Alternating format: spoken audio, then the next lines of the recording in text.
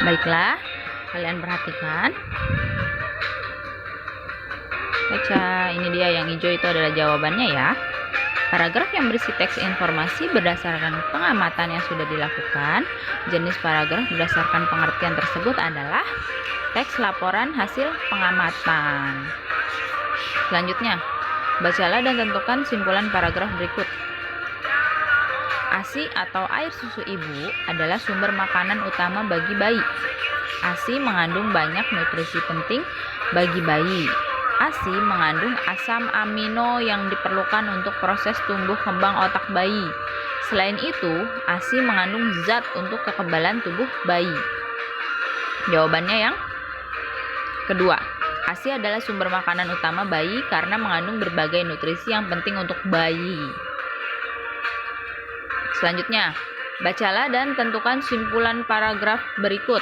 Meski terlihat mungil dan berukuran kecil, tetapi menanam bonsai cukup sulit. Teknik menanam bonsai sama sekali tidak bisa disepelekan, sebab seorang penanam bonsai harus menguasai berbagai teknik perawatan. Simpulan paragraf di atas adalah menanam bonsai cukup sulit karena harus menguasai berbagai teknik perawatan. Ya. Selanjutnya, untuk pertanyaan keempat, bacalah dan tentukan simpulan paragraf berikut. Kadang kita mungkin harus mengkonsumsi minuman manis setiap hari, tapi hal itu tidak baik bagi tubuh. Untuk mengatasi keinginan itu, kamu bisa menggantinya dengan buah-buahan yang mengandung banyak air, seperti semangka atau melon. Simpulannya yaitu minuman manis dapat diganti dengan mengkonsumsi buah yang berair banyak. Ya. Itu adalah kesimpulannya. Sedangkan pertanyaan kelima nih. Bacalah dan tentukan simpulan paragraf berikut. Beta-karoten atau vitamin A merupakan zat gizi penting yang diperlukan mata. Zat ini memang tidak dapat menyembuhkan kebutaan, tetapi dapat memperbaiki kondisi mata akibat kekurangan vitamin A. Sifat yang antioksidan yang dapat mencegah penyakit katarak yang kerap menimpa pada lansia. Untuk itu, anak-anak perlu mengkonsumsi beta-karotin sejak dini. Kesimpulannya, beta-karotin sangat penting untuk mata sehingga anak-anak perlu mengkonsumsinya. Selanjutnya, ciri laporan hasil pengamatan adalah disusun setelah melakukan pengamatan. Jadi, laporan hasil pengamatan itu ya harus disusun setelah kita mengamati, kita mencermati, baru kita bisa menyusun sebuah laporan pengamatan. Seperti itu ya. Selanjutnya, struktur isi teks laporan hasil pengamatan adalah informasi umum, kemudian fakta, lalu kesimpulan, itu ya strukturnya.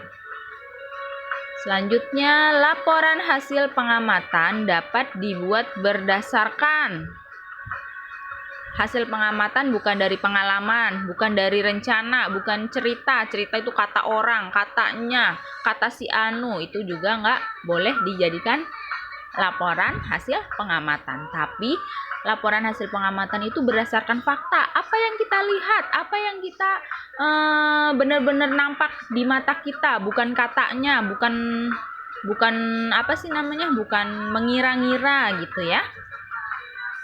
Selanjutnya pertanyaan 9. Simpulan merupakan titik-titik akhir dari uraian panjang suatu bacaan atau teks. Simpulan itu adalah pendapat. Ya, pendapat akhir dari uraian panjang suatu bacaan atau teks. Selanjutnya untuk pertanyaan ke-10, pemanasan global secara istilah sering disebut dengan global warming, yakni sebuah proses meningkatnya suhu bumi setiap tahunnya yang diakibatkan meningkatnya gas buang karbon yang salah satunya berasal dari aktivitas industri. Terjadi pemanasan global akibat adanya efek gas rumah kaca yang berupa gas karbon dioksida atau CO2, karbon monoksida atau CO, serta gas metan. Informasi yang terdapat pada paragraf di atas adalah pengertian dari pemanasan global. Selanjutnya, pertanyaan 11. Bacalah dan tentukan simpulan paragraf berikut. Pembangunan dan aktivitas manusia juga turut mengancam keberadaan penyu. Penyu bertelur di pinggir pantai. Di sisi lain, aktivitas manusia di pantai terus meningkat. Penyu jadi bingung mencari tempat untuk bertelur. Lama-kelamaan tempat tinggal penyu akan hilang. Nah, itu ya jawabannya, pembangunan dan aktivitas manusia yang terus meningkat bisa menghilangkan tempat tinggal penyu. Pertanyaan ke-12 sekarang.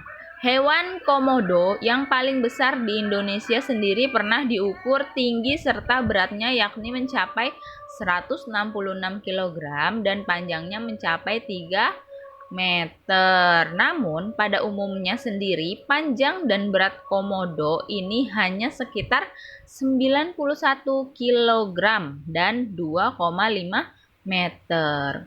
Untuk beberapa jenis komodo sendiri memang ada yang mencapai panjang dan berat melebihi rata-rata. Informasi yang terdapat pada paragraf tersebut adalah menceritakan tentang berat dan panjang rata-rata komodo. Selanjutnya pertanyaan ke-13. Beruang madu juga tergolong pemakan segala. Segala itu semuanya ya. Mereka tidak hanya mengkonsumsi madu sesuai namanya, namun mereka juga memakan beragam buah serta tumbuhan dalam hutan hujan tropis, termasuk juga tumbuhan jenis palem. Selain madu dan tanaman, beruang madu pun senang memakan serangga, burung, serta binatang-binatang kecil lainnya. Nah, info penting berdasarkan teks tersebut adalah menceritakan tentang jenis makanan beruang madu. Selanjutnya nih, pertanyaan ke-14. Jenis paragraf yang ide pokoknya berada di akhir paragraf, yaitu yaitu paragraf induktif. Selanjutnya, ide pokok dalam suatu paragraf dapat ditemukan pada kalimat utama paragraf. Nah, kalimat utama itu belum tentu belum tentu kalimat pertama di suatu paragraf ya. Kalimat utama itu kalimat intinya, ada bisa di awal, bisa di akhir, bahkan bisa di tengah, seperti itu ya. Nah, selain kalimat utama di dalam sebuah paragraf itu ada kalimat penjelasnya. Lanjut, pertanyaan ke-16. Pada umumnya, sakit tenggorokan disebabkan oleh virus. Biasanya terkait dengan tanda-tanda penyakit saluran napas lainnya, seperti hidung tersumbat atau batuk. Kebanyakan sakit tenggorokan dapat sembuh dengan sendirinya. Namun, untuk membantu agar lebih nyaman ketika sakit, dapat dilakukan dengan minum air hangat yang diberi air perasan jeruk lemon dan madu. Simpulan paragrafnya, sakit tenggorokan dapat dikurangi dengan minum air perasan jeruk lemon. Seperti itu ya. Selanjutnya pertanyaan ke-17. Tidur merupakan salah satu cara menjaga tubuh agar tetap sehat. Orang yang tidur 8 jam per malam bisa dipastikan lebih sehat dibandingkan orang yang sering bangun sepanjang malam.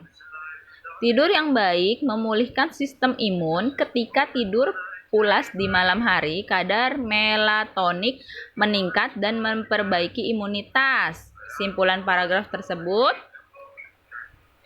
adalah tidur yang cukup dapat meningkatkan imunitas diri. Lanjut, pertanyaan 18.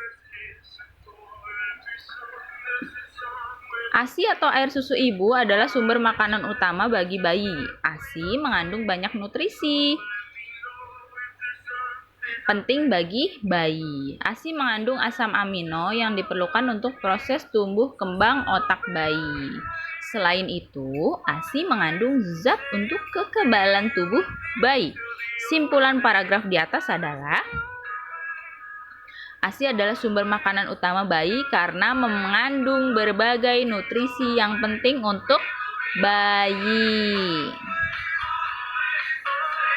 Selanjutnya untuk pertanyaan ke-19, perubahan iklim terjadi di berbagai penjuru dunia termasuk Indonesia.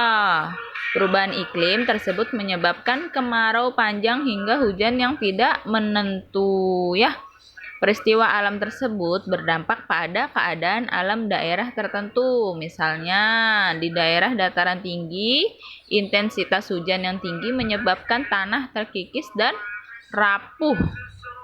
Keadaan alam tersebut berpotensi menyebabkan bencana tanah longsor.